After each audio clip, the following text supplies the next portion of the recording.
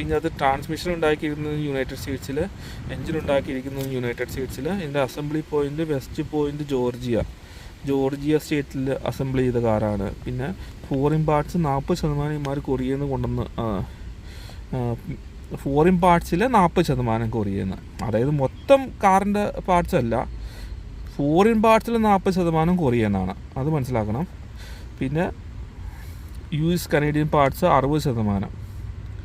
ഈ കാറിൻ്റെ 60% അമേരിക്കയിലെ പാർട്സ് തന്നെയാണ്. പിന്നെ ഫോറിൻ പാർട്സിൻ്റെ അകത്തു നിന്നുള്ള 40% ആണ് കൊറിയയിൽ നിന്ന് വരുന്നത്. പിന്നെ വേറെ പല രാജ്യങ്ങളിൽ നിന്നുള്ളതുണ്ടാവും, അതായത് US കാനഡയും ഒഴിച്ച് ബാക്കിയുള്ള രാജ്യങ്ങളിൽ നിന്നുള്ള പാർട്സുകൾ കാണും. ഇതാണ് ഇതിൻ്റെ ബില്ല് ഓഫ് സെയിലിൻ്റെ കാര്യങ്ങളൊക്കെ. പക്ഷേ ഇതൊന്നും അത്ര കറക്റ്റല്ല, ഇതൊക്കെ ഒരുമാതിരി കുറേ അഡ്ജസ്റ്റ് ചെയ്തായിരുന്നു. ഇതൊന്നും കറക്റ്റ് പ്രൈസ് അല്ല, കറക്റ്റായിട്ടുള്ള മൊത്തം പ്രൈസ് ഞാൻ വാങ്ങിച്ചത് ഇതാണ്. ടോട്ടൽ പ്രൈസ് എനിക്ക് ചിലവായത് ലോണിങ് ഇത് മൊത്തം എത്രയാണ്, 25,993 12 സെൻറ്റാണ് എനിക്ക് മൊത്തമായിട്ടുള്ളൂ, ടാക്സ് എല്ലാം കഴിഞ്ഞിട്ട്. അതായത് ലൈസൻസും രജിസ്ട്രേഷൻ ഫീ $101, ഇത് ലൈസൻസ് പ്ലേറ്റിൻ്റെ ഫീസ്, പിന്നെ ടൈറ്റിലിന് $95, അതെല്ലാം കൂടെ കൂടി ഇൻക്ലൂഡഡ് ആണ് കേട്ടോ. 25,993.12 അല്ല 0.12 സെൻറ്റ്. അതായത് $25,993 12 ആയത് ഇതൊക്കെ കൂട്ടിയിട്ടാണ്. Licence registration fee 101, title 95, documentation fee 179.81. ഇതൊക്കെ കൊടുക്കേണ്ടതാണ്, ആർക്കാണെങ്കിലും കൊടുക്കേണ്ടി വരും. $25 ഇങ്ങനെ രജിസ്ട്രേഷൻ ഇലക്ട്രോണിക്കലി ചെയ്യണതിന്. അത് $400 $81 ഫീസായിട്ടുണ്ട്. പിന്നെ ഈ ചെറിയ ഗ്യാപ്പ് ഇൻഷുറൻസൊക്കെ അവന്മാർ കയറ്റി വിട്ടായിരുന്നു, ഇതൊക്കെ ഞാൻ ക്യാൻസൽ ചെയ്യിപ്പിച്ചായിരുന്നു.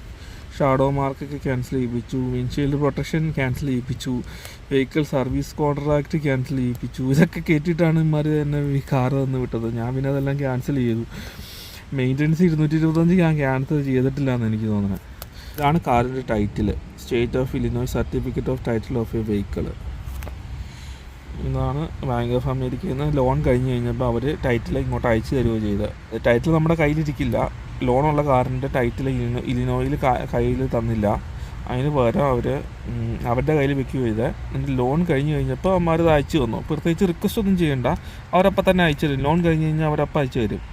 അങ്ങനെ എനിക്ക് തിരിച്ചയച്ചു തന്നു അവന്മാർ, ബാങ്ക് ഓഫ് അമേരിക്കക്കാർ. ഇതാണ് ബാങ്ക് ഓഫ് അമേരിക്കയിലെ അഡ്രസ്സ്. ജാക്സൺ മിൽ ഫ്ലോറിഡയിൽ ആണ് അവർ അഡ്രസ്സ് ചെയ്തിരിക്കുന്നത്.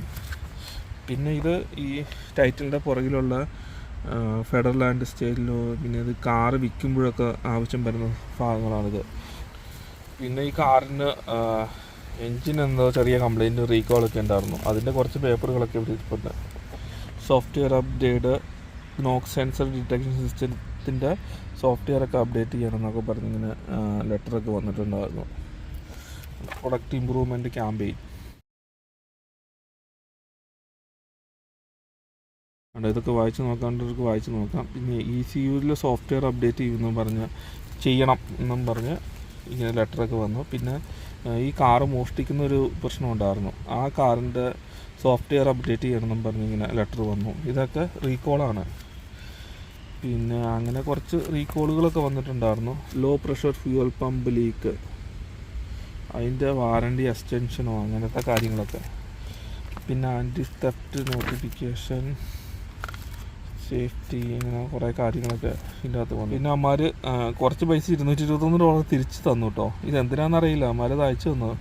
എന്തോ ലോ സൂട്ടൊക്കെ ഉണ്ടായി, FTC വേഴ്സസ് എഡ്നാപ്പിൾട്ടൺ ഓട്ടോമോട്ടീവ് ഗ്രൂപ്പ്, അവരൊക്കെ തമ്മിൽ കുറച്ച് പ്രശ്നമൊക്കെ ഉണ്ടായി. അവർ ചെക്ക് അയച്ചു തന്നു. പിന്നെ $25 ചെക്ക് അയച്ചു തന്നു. അങ്ങനെ എന്തൊക്കെയോ പ്രശ്നം ഉണ്ടായിരുന്നു, കാരണം ഓവർ ചാർജിങ്ങോ അങ്ങനെ ഏതാണ്ടൊക്കെ സർവീസ് വാറണ്ടിയൊക്കെ വാങ്ങിക്കുന്ന പരിപാടിയോ അങ്ങനെ ഏതാണ്ടൊക്കെ ഒത്തിരി കാര്യങ്ങളൊക്കെ വന്ന് ലോ സൂട്ടിന് ആൾക്കാർ പോയി. അതിൻ്റെ സെറ്റിൽമെൻറ്റ് ചെക്ക് അവർ അയച്ചു തന്നതാണ്. ഞാനൊന്നും ചെയ്തില്ല കേട്ടോ. ശരിക്കും പറഞ്ഞാൽ അവർ ഓട്ടോമാറ്റിക്കലി അയച്ചു തരുകയോ ചെയ്തത്. പിന്നെ ബാങ്ക് ഓഫ് അമേരിക്കക്കാർ എനിക്ക് $5.27 അയച്ചു തന്നു, ഓവറായിട്ട് പേ ചെയ്തായിരുന്നു എന്നും പറഞ്ഞ്. അത് ലോണ് തീർന്നു കഴിഞ്ഞപ്പോൾ അയച്ചു തന്നതാണ്.